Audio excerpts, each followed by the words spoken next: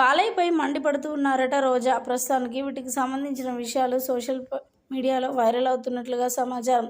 రోజా బాలయ్య మండిపడడానికి గల కారణం ఏంటో తెలిస్తే షాక్ అవుతారు. రోజా గురించి మనందరికీ తెలిసిందే. బాలకృష్ణ, రోజా ఇద్దరు మంచి క్లోజ్ ఫ్రెండ్స్ అని చెప్పాలి. అప్పట్లో ఒక ఊపు ఊపేశారు.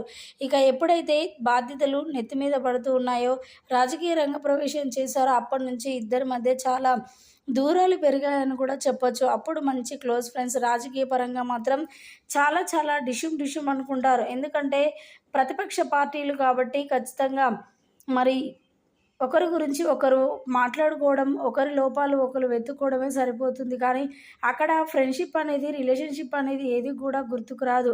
అంతలా మారిపోయారు రోజా, అదేవిధంగా బాలయ్య. అయితే ఈ విషయంపై రోజా మాట్లాడుకొస్తూ, అధికార పార్టీలో ఉన్నప్పటికీ కూడా కనీసం ఫ్రెండ్‌లా ఉన్నాను, తననైనా ఆదరించుదామనే ఆలోచన కూడా లేదు బాలయ్య గారికి. ఎంతోమందిని ఆదరిస్తూ ఉన్నాడు.